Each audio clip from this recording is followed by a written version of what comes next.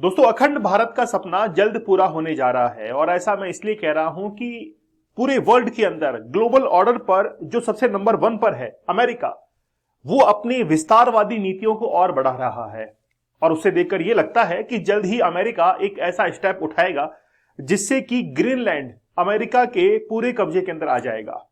मैं आप लोगों से बात करना चाहूंगा आज वाकई में अमेरिका की विस्तारवादी नीति के बारे में कि कितना एक्सटेंशन जो है वो ट्रंप करना चाहते हैं या केवल एक मजाक था या इसमें इन बयानों के अंदर कोई वास्तविकता है। इसके बारे में हम लोग विस्तार से थोड़ा बात करेंगे। रिसेंटली क्या हुआ है कि जो डोनाल्ड ट्रंप के बेटे हैं वो पहुंचे हैं, जूनियर ट्रंप पहुंचे थे ग्रीनलैंड के अंदर 7 जनवरी को।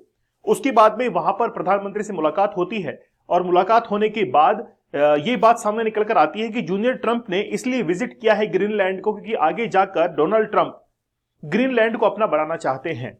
लेकिन फिर ग्रीनलैंड ने साफ इनकार किया कि हमारे ऊपर डेनमार्क का अधिकार था, इसको हम लोग मंजूर करते हैं, लेकिन अब हम लोग आजादी की तरफ बढ़ रहे हैं। हमारे ऊपर किसी भी देश का कोई भी अधिकार नहीं होगा। हमको एक अलग देश बनना मंजूर है लेकिन हमारे ऊपर कोई भी अधिकार नहीं होगा। तो आखिरकार ट्रंप ने यह क्यों कहा है कि वो अब ग्रीनलैंड को अपने अधिकार क्षेत्र में लेना चाहते हैं। और रिसेंटली आप लोगों को पता भी होगा कि कनाडा के लिए भी कहा गया था कि कनाडा जो है अगर यूएसए का 51 स्टेट बनना चाहता है तो वो बन सकता है। लेकिन क्या भविष्य के अंदर ऐसा संभव है? क्या वाकई में इंडिकेशन दे रहे हैं डोनाल्ड ट्रंप कि आगे जाकर जो कुछ भी होने वाला है वो बहुत बड़ा चेंज होगा? Why does Donald Trump want to acquire Greenland? आखिरकार वो ग्रीनलैंड को लेना क्यों चाहते हैं? देखिए, ग्रीनलैंड के ऊपर बहुत लंबे समय से डेनमार्क देश का अधिकार है।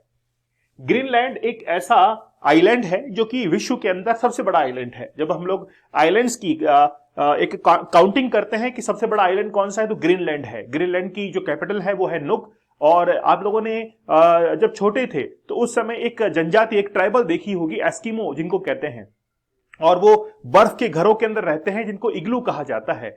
वो जो इग्लू है या फिर एस्किमो है वो कहां पर रहते हैं? वो ग्रीनलैंड के अंदर ही रहते हैं। तो ग्रीनलैंड पूरे विश्व के अंदर नंबर 1 पर है, सबसे बड़ा आइलैंड है। उसके बाद में फिर गिनती आती है पापुआ न्यू गिनी की, उसके बाद में बोर्नियो की आती है, फिर मेडागास्कर की आती है। लेकिन ग्रीनलैंड पर डेनमार्क देश का अधिकार था और the president elect who take office on January 2025 के अंदर 20 जनवरी को अब ओथ लेने के लिए जा रहे हैं डोनाल्ड ट्रंप। और आप देख रहे हैं कि किस तरीके से उनके यहां पर बयान जो है वो आ रहे हैं। डेनमार्क बेसिकली आप देखिए कि लगभग 57,000 लोग यहां पर रहते हैं। ग्रीनलैंड पार्ट ऑफ नाटो, जो कि नाटो का नॉर्थ अटलांटिक ट्रीटी ऑर्गेनाइजेशन, जिसकी जो एस्टेब्लिशमेंट है वो 1949 के अंदर ब्रुसेल्स के अंदर इसका हेडक्वार्टर भी है।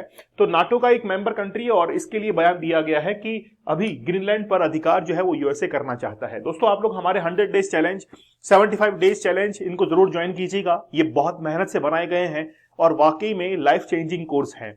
हसलर्स के लिए है। कई बार आप लोग ये कहते हैं कि हम लोग को अगर मौका मिले तो हम लोग जिंदगी बदलकर दिखा देंगे। तो ये वही मौके हैं जिनको आप लोग देख नहीं पा रहे हैं। अगर वाकई में लाइफ को चेंज करना चाहते हैं तो आप 100 डेज का चैलेंज और 75 डेज का हार्ड चैलेंज जरूर ज्वाइन कीजिएगा। चलिए बात करते हैं थोड़ा विस्तार से।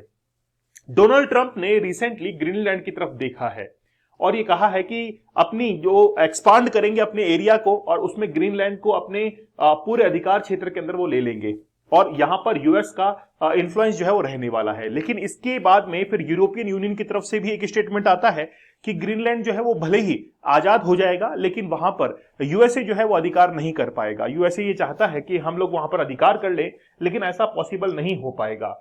देखिए, एक्चुअल में अमेरिका से जब हम लोग जाएंगे 5043 किलोमीटर तो यहां पर ग्रीनलैंड है, जबकि डेनमार्क से लगभग 3000 किलोमीटर ही डेनमार्क पड़ता है, ग्रीनलैंड पड़ता है। तो नजदीक ज्यादा कौन सा है? डेनमार्क से ज्यादा नजदीक है। और अमेरिका ने रिसेंटली कहा था कि हम लोग कनाडा को भी 51 स्टेट जो है वो अनाउंस कर देंगे। लेकिन अब अमेरिका के लिए वहां पर पहुंचना बड़ा मुश्किल है और ग्रीनलैंड खुद भी नहीं चाहता है कि अमेरिका का हमारे ऊपर अधिकार हो। लेकिन ऐसा पहली बार नहीं है कि ऐसा कहा गया है। इस पर जर्मन जो चांसलर है ऑल्फ जो है उन्होंने ये कहा है कि बेसिकली ये जो बाउंड्रीज है, इंटरनेशनल बाउंड्रीज जो है, इनका हमेशा सम्मान करना चाहिए। जैसे हम लोग भी अपने इंडियन कॉन्स्टिट्यूशन के आर्टिकल नंबर 50 के अंदर पढ़ते हैं। आप लोगों ने इंडियन कॉन्स्टिट्यूशन का आर्टिकल 50 पढ़ा होगा जहां पर फॉरेन पॉलिसी के बारे में बात की जाती है कि भारत जो है वो हमेशा पड़ोसियों के या फिर दूसरे देशों की जो बाउंड्रीज है इसकी हमेशा रक्षा करेगा, सम्मान करेगा। वैसे ही जर्मन जो चांसलर है उन्होंने कहा है कि अमेरिका को भी यहां पर जो इंटरनेशनल नेशनल बॉर्डर्स है उनको कहीं ना कहीं सम्मान देना चाहिए, उनको कहीं भी डिस्टर्ब जो है वो नहीं करना चाहिए। तो इनकी तरफ से इस तरीके से बयान जो है वो आना शुरू हो चुके हैं और इनकी प्रतिक्रिया, एक रिएक्शन जो है वो आना शुरू हो चुका है। देखिए कि रिसेंटली क्या हुआ था कि इनकी कुछ समय पहले की बात है, 1867 के अंदर जो अलास्का आप लोग देखते हैं कनाडा के पास में अलास्का, उसको अमेरिका को बेच दिया गया था थ्रू रशिया, क्योंकि रशिया को उस समय फंड की जरूरत थी। तो Russia sold Alaska to the United States in 1867 because they needed fund to protect themself. मतलब रशिया को खुद को प्रोटेक्ट करने के लिए फंड्स की आवश्यकता थी, इसलिए उन्होंने अलास्का को किसको भेज दिया था, यूएसए को भेज दिया था 1867 के अंदर। और उस समय उन्होंने अपना एक स्टेट जो है वो अनाउंस कर दिया था अलास्का को। इसके बाद में केवल ये एक नहीं था, उसके बाद में आप लोग देखते हैं पैनामा कैनाल के बारे में। पैनामा कैनाल को लेकर डोनाल्ड ट्रंप ने कहा था कि हम लोग जो है वो पैनामा कैनाल को अपना बनाना चाहते हैं, यूएसए का एक अधिकार क्षेत्र में रखना चाहते हैं। तो हम लोग यहां से देख सकते हैं कि चाहे वो पैनामा कैनाल की बात हो, अलास्का की बात हो, कनाडा की बात हो, ग्रीनलैंड की बात हो, यूएसए की जो विस्तारवादी नीति है वो धीरे धीरे बढ़ती हुई जा रही है। लेकिन वो वर्ल्ड लीडर है, अगर वो इस तरीके से कदम उठाएगा तो कल को रशिया है, कल को चाइना है, कल को इंडिया है, ये इतने पावरफुल कंट्रीज हैं, ये भी फिर अपना विस्तार करेंगे। तो क्यों ना हम भी फिर अखंड भारत का सपना देखना शुरू कर दे। हम भी फिर पाकिस्तान, बांग्लादेश, अफगानिस्तान, नेपाल, भूटान बिल्कुल ले सकते हैं फिर।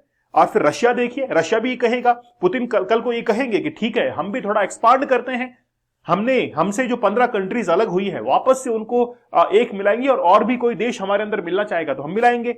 शी जिनपिंग ये कहेंगे कि ठीक है हम भी थोड़ा विस्तार करते हैं, तो कई सारी फॉलोइंग जो है उस समय बन जाएंगी। इस चीज को लेकर फिर डोनाल्ड ट्रंप से पूछा भी गया, भाई आपके पास में क्या स्ट्रेटेजी है, आगे जाकर कैसे आप इनको कैप्चर कर सकते हैं। तो उस पर डोनाल्ड ट्रंप ने कहा कि हम लोग आर्मी का इस्तेमाल करेंगे, हम लोग अपनी डिफेंस का इस्तेमाल करेंगे।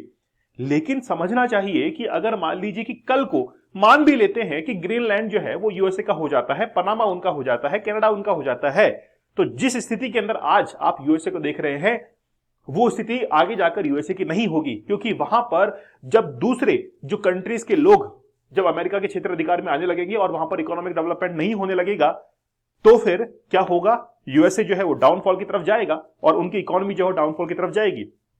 और यूएसए जो वर्ल्ड लीडर है आज, वो वर्ल्ड लीडर नहीं रह पाएगा। क्योंकि आज कोई वर्ल्ड लीडर जाना जाता है तो अपनी डिफेंस और इकोनॉमिक स्टेटस की वजह से जाना जाता है, और ये जो ताज है, जो बैज है, वो अमेरिका से छिन जाएगा।